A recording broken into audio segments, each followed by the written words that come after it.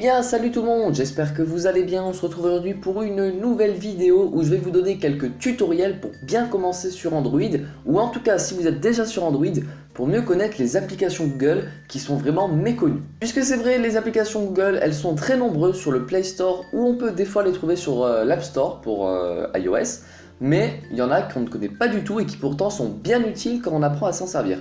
Je vous ai fait du coup un petit top 5 de ces applications que pas tout le monde connaît, en tout cas en France elles sont vraiment méconnues, mais qui changent la vie. Alors on commence par la plus évidente de tous, c'est le lanceur Google. Alors le lanceur Google, qu'est-ce que c'est?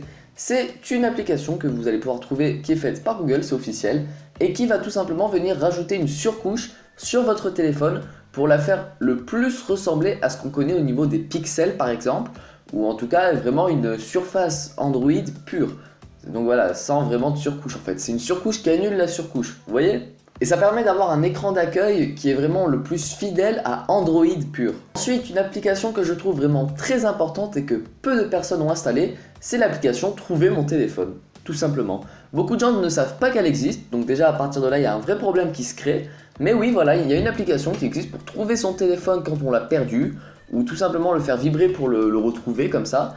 Donc je vous invite vraiment à la télécharger, elle est gratuite, tout est gratuit dans ce que je vous dis bien sûr. Ensuite, une autre application aussi très utile, c'est l'application Bureau à distance pour Google Chrome. Puisque avec cette application, vous pourrez utiliser l'écran de votre ordinateur même s'il est en veille, tout en étant sur votre téléphone. Du coup ça va être un peu comme le Chromecast dans les grandes lignes.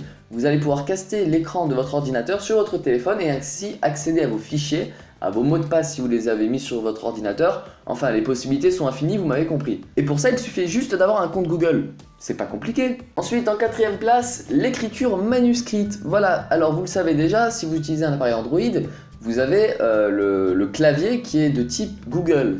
Ça veut dire qu'il n'est pas rajouté par le constructeur, sauf pour certains, comme par exemple je citerai chez Samsung ou chez Meizu, on a des claviers personnels. Mais chez la plupart des autres constructeurs, et vous pouvez le rajouter vous-même via le Gboard qui vous offre cette possibilité, c'est une autre application, mais comme elle est très connue, j'en parle pas ici, mais vous devez sûrement la connaître.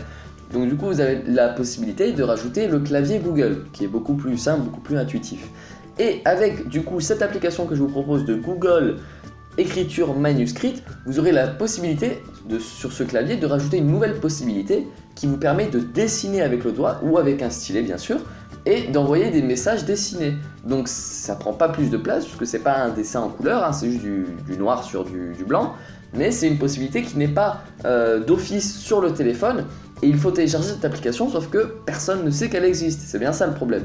Et donc vous pourrez dessiner et envoyer vos messages comme ça. Et on termine par une application vraiment très bien que j'ai découvert cette semaine pour le coup, que je ne connaissais pas avant et je me suis dit mais pourquoi je ne l'ai pas installé avant? Il y a tellement de possibilités. C'est l'application Google.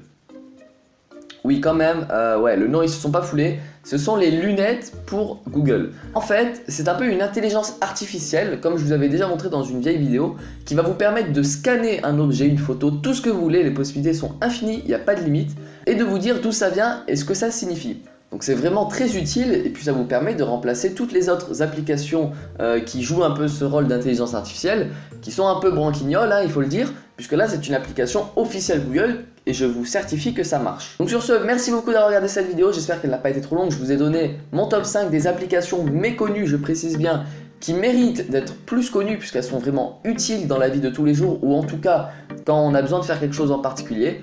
Donc je vous mettrai bien sûr tous les liens dans la description, n'hésitez pas à aller faire un tour, vous abonner si ce n'est pas encore fait, lâchez un petit pouce bleu, ça m'aide beaucoup. Et sur ce je vous dis bye bye.